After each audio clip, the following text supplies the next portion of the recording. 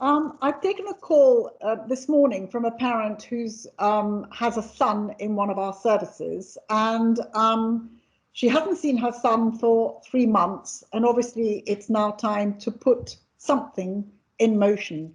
What are we going to do? Okay.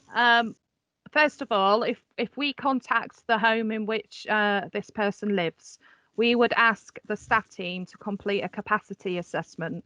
First thing we need to do is determine whether the person has capacity to understand to understand social distancing. They need to know why social distancing is a thing, and we need to establish whether they are able to respect social distancing. So from there, if they lack capacity and don't understand the need for it, we would have to contact the authority, the funding authority who funds the placement, and anybody else who's relevant in that person's life to have a best interest meeting. And in that best interest meeting, we would discuss what options are available to enable the parent to come and visit their son and daughter. Um, on the other hand, if they did have capacity, and I guess that's kind of relevant to your own daughter, Anne. Absolutely. Laura does have capacity to, understand social distancing, and so in that case, then Laura will decide if she wants to see you, how she sees you, where she sees you, and what that will look like. So option one would be an individual to visit the family home.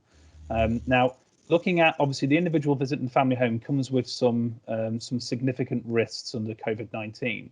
So what we would look at from there is a stipulation would be that upon return back to the individual's location, they would then have to look at having a risk reduction isolation period for 14 days.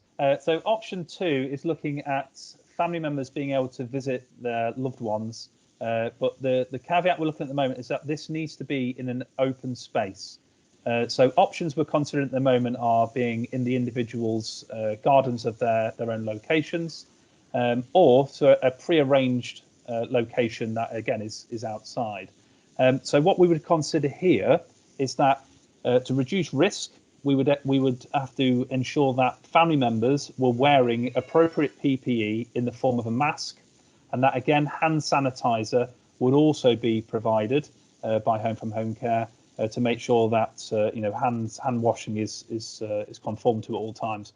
Also the masks themselves, we would be very insistent that these are provided by Home from Home Care, just so we're aware that they're of a certain standard at the same time as well. The biggest part to mention within here as well is that whilst we look at family members wearing masks and using appropriate hand washing, then the social distancing, it becomes less of a risk factor as well. So as lots of family members will be looking forward to is that first hug, it means that this will be able to happen at the same time. Certainly, conversations I've had with parents, what I've been suggesting is that we still need to respect social distancing to a degree. However, we accept that it's only natural. Physical contact is going to be made. And I think it's about vigorous hand washing, using what we call our wizard water to make sure that hands are sterile. There's two options that are there, but actually those two options, neither of them may actually be a formative option that you choose.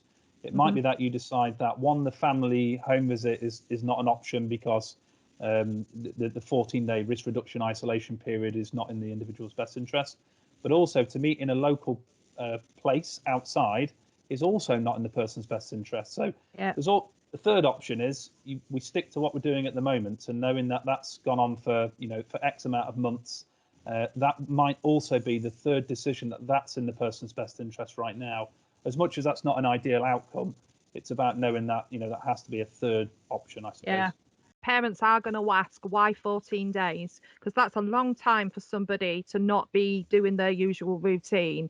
And I think it's because what the government are telling us is that people can have COVID and not be aware that they've got that.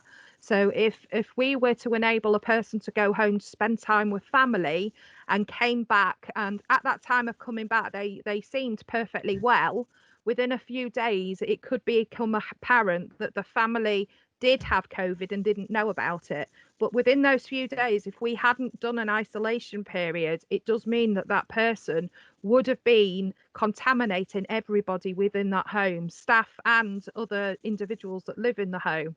So 14 days is the what the government are recommending in terms of an isolation period, so that you can be confident that you don't have the virus. Equally, that's why we're not relying on a test on somebody returning, because that is just a snapshot in time.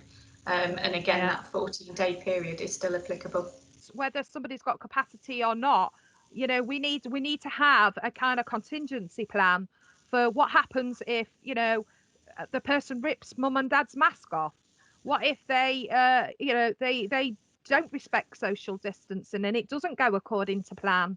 Then we have to have a contingency plan. That I think we need to start making parents aware that if that was to happen, we may need to look at some kind of isolation periods after their visit.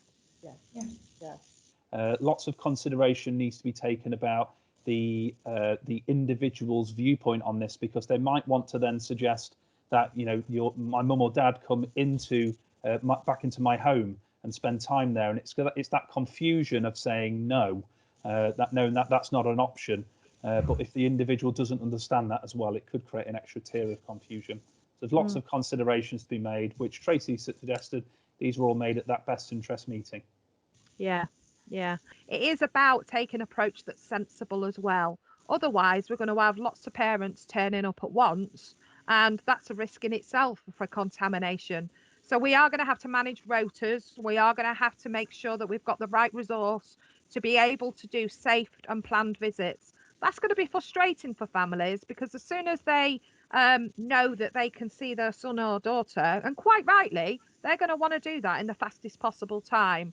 But again, we've got to be sensible, and I think we've got to tell parents that we will organise this, but it's got to be done in the right way. Good. That's really helpful. I think it's about clarity, and things will change as, you know, things develop, obviously. But for the moment, we've got to be really strict and cautious, especially now.